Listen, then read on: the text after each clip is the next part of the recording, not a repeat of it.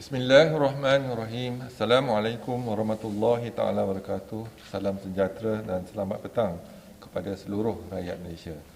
Bersama dengan saya petang ini adalah Datuk Dr. Raizat, Datuk Dr. Nohayati Rusli dan Dr. Hisham Shah.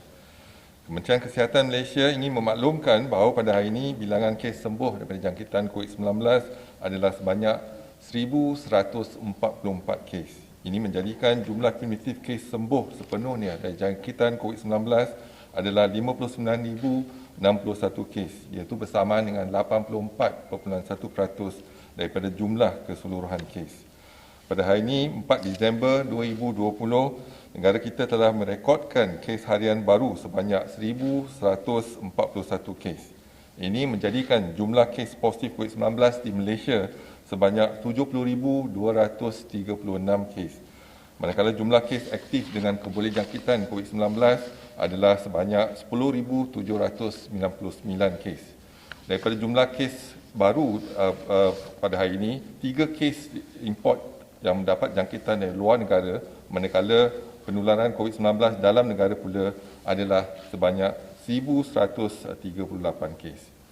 Negeri-negeri di Lembah Kelang melaporkan jumlah kes harian sebanyak 578 kes, iaitu bersamaan dengan 50.7%. Negeri Selangor dan Sabah masing-masing melaporkan jumlah kes harian tertinggi, iaitu 320 kes, bersamaan dengan 28%. Ini diikuti oleh wilayah Persekutuan Kuala Lumpur sebanyak 256 kes, iaitu bersamaan dengan 22.4%.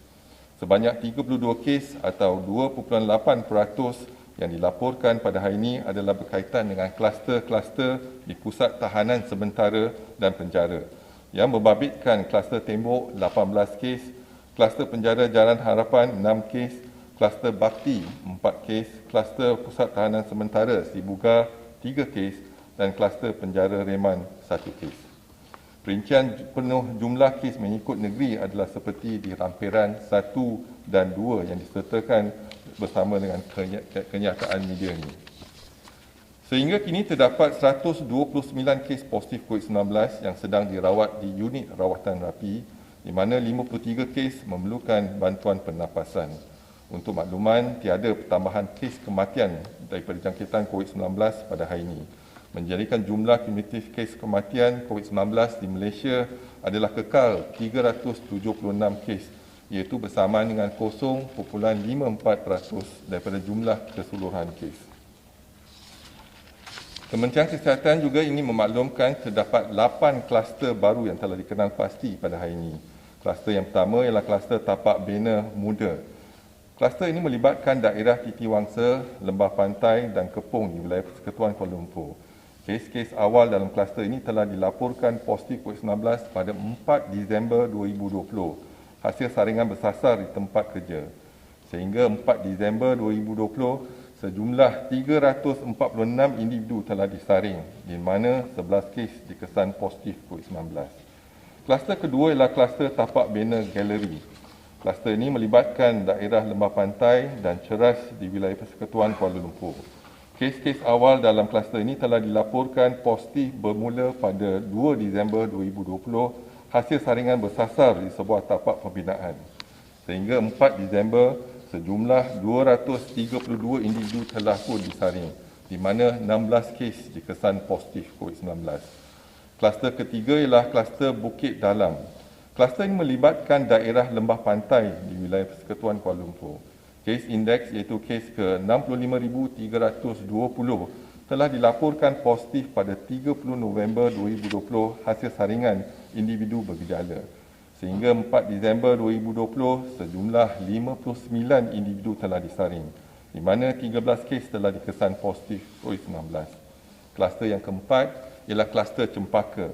Kluster ini melibatkan daerah Kulai dan Keluang di negeri Johor. Kes indeks iaitu kes ke-68,003 yang merupakan kes severe acute respiratory infection telah dilaporkan positif pada 2 Disember 2020. Sehingga 4 Disember, sejumlah 92 individu telah disaring, di mana 10 kes telah dikesan positif. Kluster yang kelima ialah kluster Sungai Cincin. Kluster ini melibatkan daerah Padang di negeri Perak, daerah Segamat di negeri Johor dan daerah Klang di negeri Selangor. Kes indeks iaitu kes ke-67,087 telah dilaporkan positif pada 1 Disember 2020 hasil saringan individu bergejala sehingga 4 Disember 2020. Sejumlah 32 individu telah disaring, di mana 15 kes dikesan positif COVID-19. Kluster yang ke-6 ialah kluster rumah. Kluster ini melibatkan daerah Pasir Putih dan Kota Baru di negeri Kelantan. Kes indeks iaitu kes ke-68,020 telah dilaporkan positif pada 2 Disember 2020 hasil saringan kontak rapat. Sehingga 4 Disember, sejumlah 80 individu telah pun disaring, di mana 20 kes positif telah dikesan. Kluster ke-7 adalah kluster Jalan Genting. Kluster ini melibatkan daerah Titiwangsa di wilayah Persekutuan Kuala Lumpur dan daerah Bentong di negeri Pahang. Kes indeks iaitu kes ke-66,878 telah pun dilaporkan positif pada 1 Disember hasil saringan tempat kerja. Sehingga 3 Disember 2020 sejumlah 21 individu telah disaring, di mana 14 kes dikesan positif COVID-19. Kluster yang terakhir adalah kluster Atabara. Kluster ini melibatkan daerah Kuantan dan Pekan di negeri Pahang. Kes indeks iaitu kes ke-68,017 telah dilaporkan positif COVID-19 pada 2 Disember 2020 hasil saringan individu bergejala. Sehingga 4 Disember, sejumlah 53 individu telah pun disaring, di mana 5 kes telah dikesan positif COVID-19. Kementerian Kesihatan ingin menasihatkan orang ramai agar terus patuhi saranan serta nasihat-nasihat kesihatan yang sering ditekankan. Elakkan 3S, iaitu elakkan kawasan yang sesak, elakkan kawasan yang sempit dan elak sembang dengan jarak yang dekat. Amalkan 3W, iaitu amalkan wash, wear dan warn. Patuhilah kepada SOP sebagai norma baru. Kementerian akan terus memantau perkembangan kejadian jangkitan dalam negara dan juga luar negara melalui maklumat yang diperolehi daripada pihak WHO.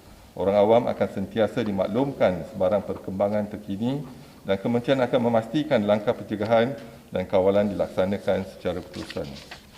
Seterusnya kita perhatikan pada model kes harian COVID-19 dan juga fokus ataupun lamalan kes di Malaysia dari 12 September hingga 15 Disember 2020. Dan kita lihat semalam tercatat iaitu kes yang kita dapati ialah 1075 dan ini meletakkan kadar kebolehjangkitan di seluruh negara ialah 0.98. Jadi sasaran kita ialah untuk menurunkan lagi kadar kebolehjangkitan kepada 0.5. Dan ada perkembangan terbaik hari ini juga kita dapati ada 1141 kes. Jadi mungkin kadar kebolehjangkitan masih lebih kurang 0.99 ataupun 1.0. Seterusnya dimaklumkan laporan penggembara Malaysia dan Pemasautin tetap yang positif COVID-19 dan pulang dari luar negara dari 3 April hingga 4 Disember adalah sejumlah 1,347 kes. Dan pada hari ini ada 3 kes import, iaitu masing-masing 1 kes yang pulang dari Indonesia, Bangladesh dan juga Emirates Arab Bersatu. Setakat 4 Disember 2020, sejumlah 381 kluster telah pun dilaporkan dan 193 kluster telah pun tamat tempoh pemantauan dan pengawasan untuk 28 hari, termasuk 4 kluster pada hari ini. Kluster yang pertama ialah kluster Central, melibatkan 19 kes dan juga 1 kes kematian. Kluster yang kedua ialah kluster Bandaran, melibatkan 18 kes dan tiada kes kematian. Dan kluster yang ketiga ialah kluster ramai-ramai, iaitu di Sandakan Sabah, melibatkan 278 kes dan juga 1 kematian. Kluster yang terakhir ialah kluster Kolong, iaitu di Keningau, Sabah, melibatkan 33 kes dan tiada kes kematian. Dimaklumkan laporan kluster COVID-19 yang aktif di Malaysia sehingga 4 Disember 2020 adalah sejumlah 188 kes, termasuk 8 kes 188 kluster, termasuk 8 kluster pada hari ini.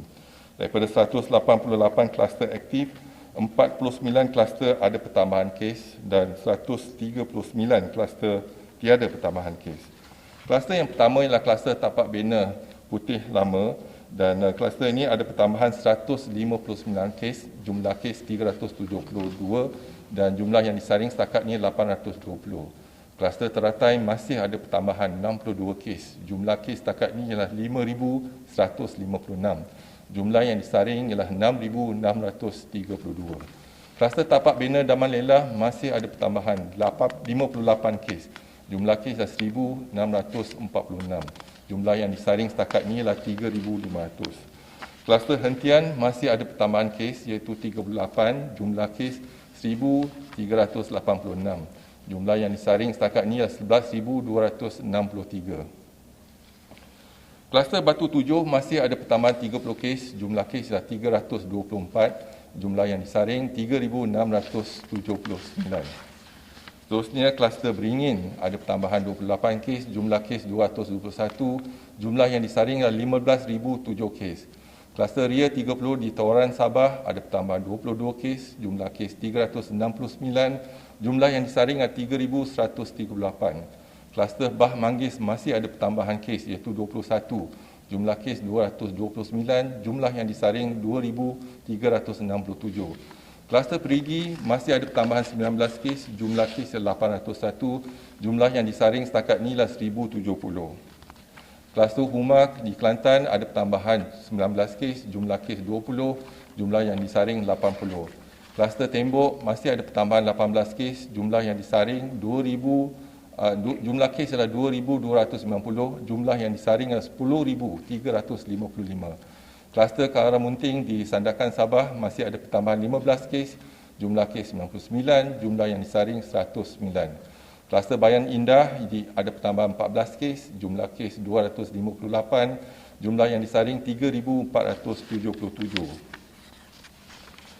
Kluster Jalan Genting ada pertambahan 13 kes, jumlah kes ialah 14, jumlah disaring 21. Kluster Enggor ada pertambahan 12 kes, jumlah kes 317, jumlah yang disaring ialah 1,791. Kluster baru iaitu kluster tapak bena muda di Kuala Lumpur ada pertambahan 11 kes, jumlah kes ialah 11, jumlah yang disaring ialah 346. Kluster usaha masih ada pertambahan 9 kes, jumlah kes 408 dan jumlah yang disaring ialah 663. Kluster Nibong di Johor masih ada pertambahan 8 kes, jumlah kes 40, jumlah yang disaring ialah 438. Kluster Cempaka di Johor ada pertambahan 8 kes, jumlah kes ialah 10 dan jumlah yang disaring ialah 92. Kluster-kluster seterusnya sila rujuk kepada lampiran dalam kenyataan media. Seterusnya dimaklumkan kapasiti harian 62 makmal COVID-19 di seluruh negara yang menjalankan ujian RT-PCR pada 3 Disember 2020 adalah sejumlah 59,485 ujian. Semalam kita berjaya melaksanakan 26,895 ujian iaitu bersama dengan 45%. Juga dimaklumkan kapasiti harian 4 makmal COVID-19 di negeri Sabah yang menjalankan ujian RT-PCR pada 3 Disember 2020 adalah sejumlah 2,750. Semalam keempat-empat makmal di negeri Sabah berjaya melaksanakan 2,335 ujian RT-PCR iaitu bersama dengan 85%. Laporan sampel daripada negeri Sabah dan Labuan yang dihantar ke Semenanjung Malaysia melalui TUDM dan pos laju dari 5 Oktober 2020 sehingga 2 Disember 2020 adalah seperti berikut, iaitu untuk negeri Sabah jumlah 57,311, untuk wilayah Persekutuan Labuan jumlah yang dihantar ialah 24,478. Juga dimaklumkan laporan jumlah kumulatif ujian RTK antigen seluruh negara setakat 3 Disember 2020 adalah sejumlah 568,542 ujian. Daripada jumlah tersebut, 10,778 ujian adalah positif bersama dengan 1.9%. Laporan jumlah kumulatif ujian RTK antigen di negeri Sabah sahaja setakat 3 Disember 2020 adalah sejumlah 206,864 ujian. Daripada jumlah tersebut, 9,156 ujian adalah dikesan positif COVID-19 sama dengan 4.4%. Jadi pada hari ini dapat kita simpulkan 1,141 kes telah dilaporkan dengan 8 kluster baru dan 4 kluster telah pun tamat pemantauan untuk tempoh 28 hari dan tiada kes kematian dilaporkan pada hari ini. Dan saya buka kepada sebarang soalan dan pertanyaan, dipersilakan.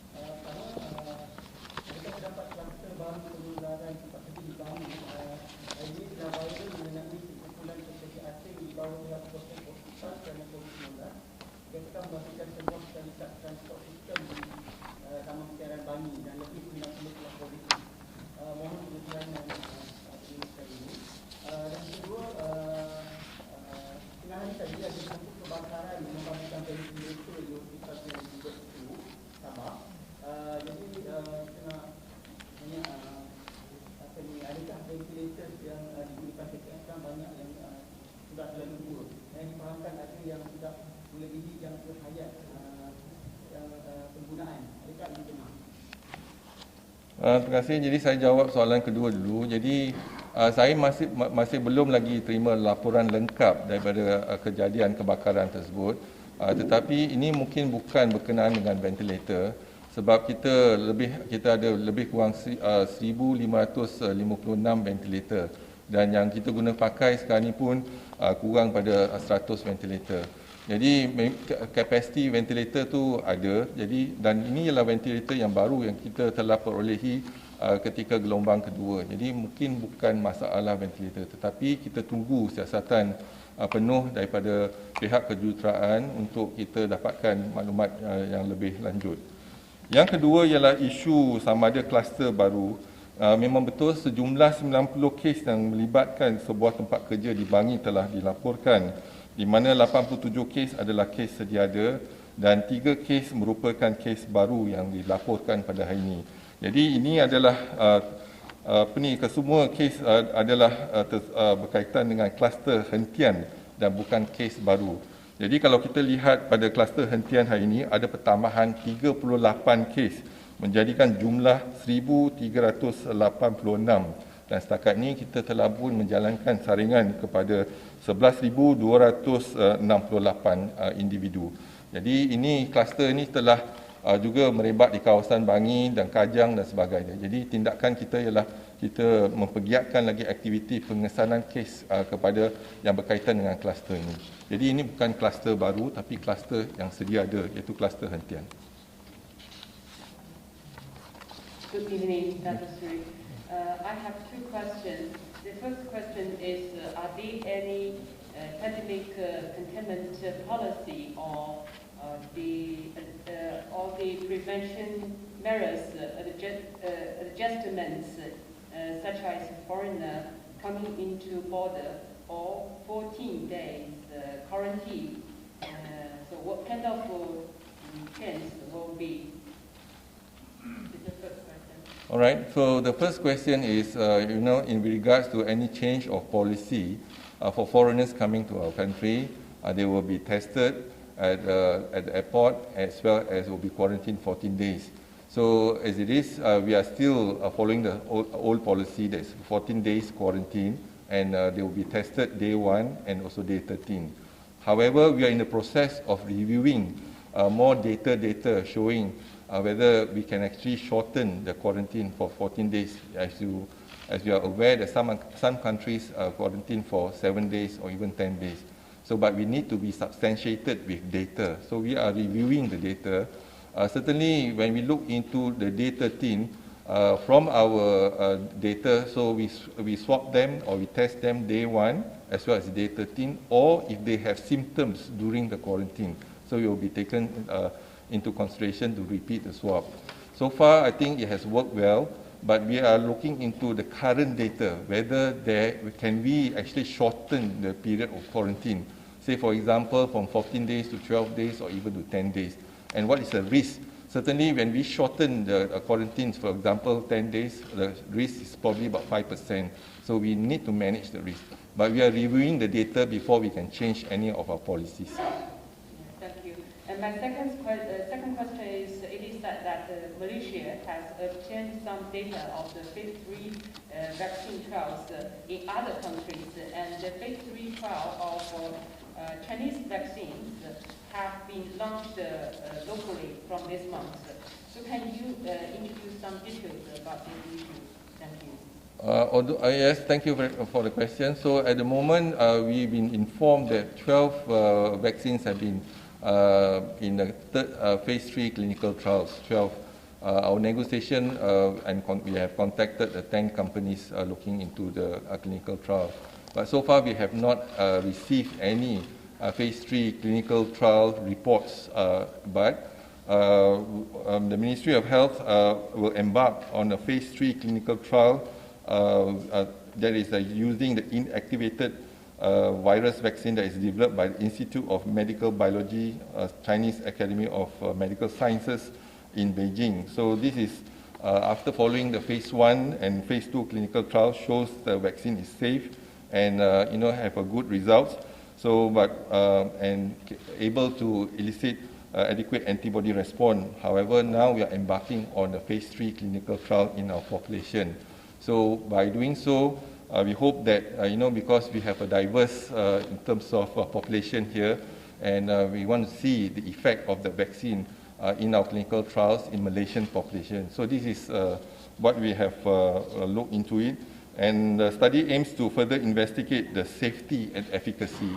Then the study has also been registered under National Medical Research Registry, and it will be conducted by a principal investigator from Ministry of Health and with the assistance of a local clinical research organization.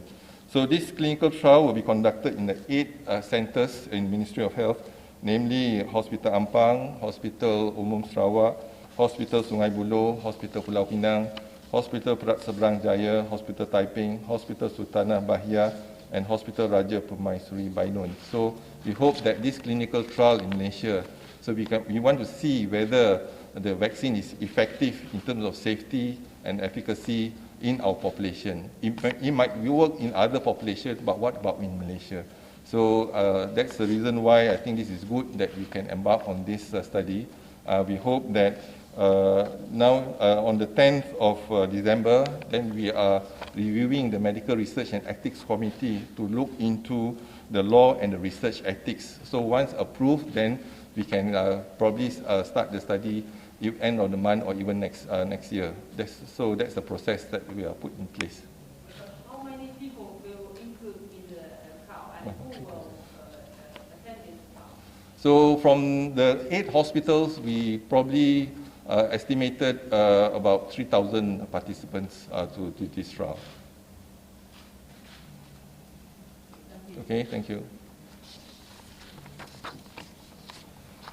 Okay, kalau tak ada lagi soalan, sekali lagi saya ingin mengingatkan diri saya dan semua rakyat Malaysia untuk kita sama-sama patuh kepada SOP. Kita kena jaga kita kena jaga keluarga kita kena jaga komuniti dan juga negara kita. Sekian, wabillahi taufiq wa hidayah. Wassalamualaikum warahmatullahi taala wabarakatuh. Terima kasih.